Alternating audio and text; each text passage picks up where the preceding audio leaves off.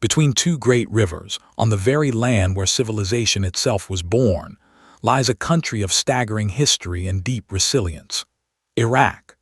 Home to around 45 million people, this is ancient Mesopotamia, the land between the rivers, where humanity first built cities, first wrote down words, and first watched the wheel turn.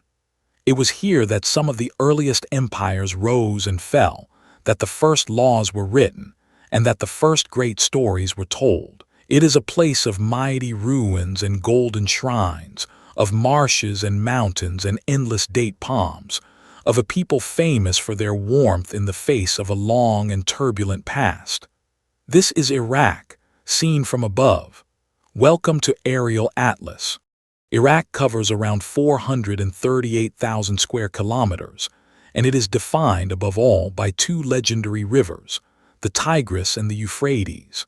They flow down from the mountains of the north, run side by side through the heart of the country, and finally join near the Persian Gulf. Between and around them lies the Fertile Crescent, the cradle of farming, where humans first learned to plant and harvest grain. To the west and south stretch vast, dry deserts, baked by a fierce sun. To the north rise the green, snow-dusted mountains of Kurdistan, and in the far south spread the great marshes, where the rivers slow, divide, and finally meet the sea. It is a land of dramatic extremes, all shaped by water. This is quite simply where it all began. More than 5,000 years ago in the land of Sumer, humanity built its first true cities, Uruk, and Eridu, vast settlements of tens of thousands of people.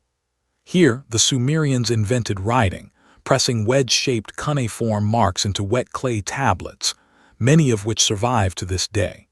Here they gave us the wheel, the plow, the sail, the first written laws, and the very first epic poem ever told, the Epic of Gilgamesh. From Hammurabi's famous code of laws to the soaring temple towers called ziggurats, Mesopotamia laid the foundations of mathematics, astronomy, the calendar, and the world we live in today. And at the center of that ancient world stood Babylon, one of the greatest cities in all of human history. Once the largest city on earth, Babylon dazzled the ancient world with its towering walls, its legendary hanging gardens, counted among the seven wonders, and the brilliant blue-glazed tiles of the Ishtar Gate, decorated with golden bulls and dragons. This was the capital of kings like Nebuchadnezzar, a place of myth and majesty. And nearby, the ruins of and its great ziggurat still rise from the flat desert plain, a colossal stepped pyramid of mud brick, raised in honor of the moon god more than 4,000 years ago. Centuries later, Iraq became the dazzling heart of another golden age. In the year 762, the Abbasid caliphs founded Baghdad on the banks of the Tigris, and within just a few decades it grew into the largest, richest, and most cultured city on earth. In its famous House of Wisdom, scholars from across the world gathered to translate, preserve, and advance human knowledge, giving us the word and the science of algebra, refining astronomy, medicine, chemistry, and mathematics.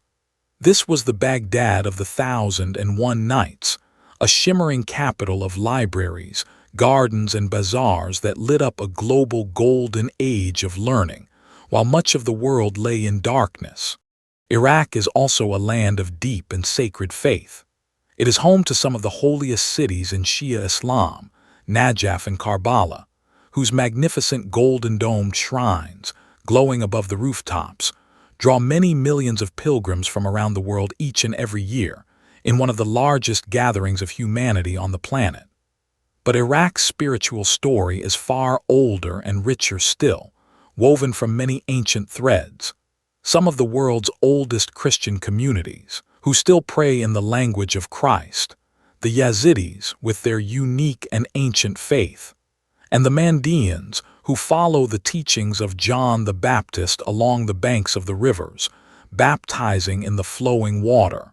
To the north rises Iraqi Kurdistan, a rugged, mountainous, and largely autonomous region, green, cool, and fertile, where much of the rest of the country is desert.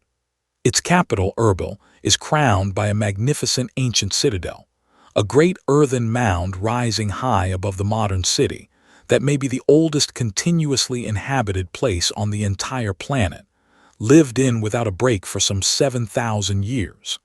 The Kurds are a proud people with their own language, their own dress, their own music and culture, and a fierce and abiding love for their dramatic mountain homeland of deep valleys, rushing rivers, and ancient villages. Far to the south lie the Mesopotamian marshes, a vast, dreamlike wetland of swaying reeds and shining water, where the Tigris and the Euphrates finally come together. For 5,000 years, the marsh Arabs have lived here in extraordinary arching houses, woven entirely from reeds without a single nail, gliding silently through the channels in slender canoes and herding their water buffalo. Some say this watery Eden, rich with fish and birds, was the very inspiration for the Garden of Eden itself.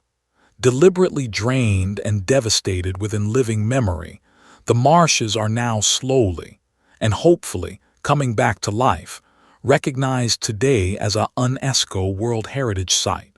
Beneath Iraq's soil lies one of the greatest treasures on Earth, oil. The country holds some of the largest petroleum reserves anywhere in the world, much of it around the great southern port city of Basra, on the Shatt al-Arab waterway. This black gold has shaped the nation's modern fortunes.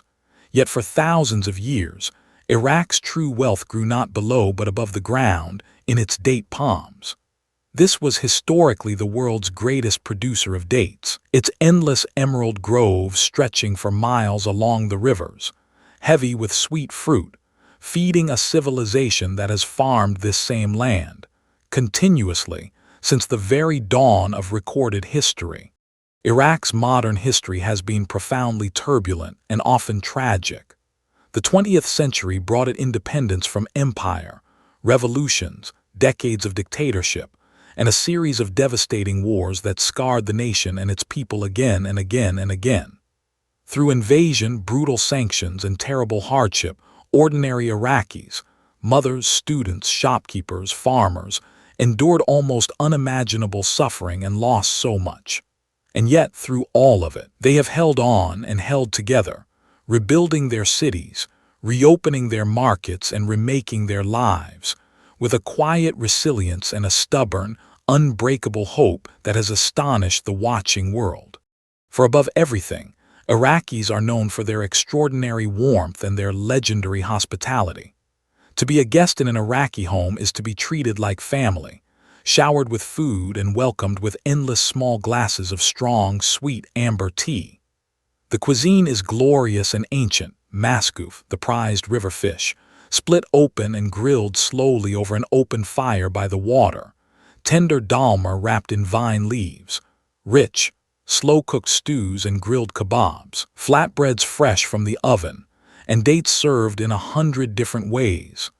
This is a land of poets and storytellers, of music and markets, and of a deep, quiet, ancient pride. And then there is football, which Iraqis love with all of their hearts. The national team, the Lions of Mesopotamia, gave the entire country one of its most beautiful and unifying moments in 2007, when in the very middle of war, occupation, and bitter division, they stunned the world by winning the Asian Cup, the greatest prize in Asian football. As the final whistle blew, millions of Iraqis of every background, faith, and region poured into the streets together, weeping and dancing and celebrating as one single, joyful nation. Tough, passionate, and endlessly proud, the Lions of Mesopotamia march on, dreaming once again of the World Cup. The cradle of civilization, the land between two great rivers of Babylon and Baghdad, of golden shrines and reed-woven marshes, of Sumer and Kurdistan, of unimaginable history and unbreakable hope. That was Iraq from above. If you enjoyed the journey, subscribe. Here on Aerial Atlas, we fly over a new country every single day.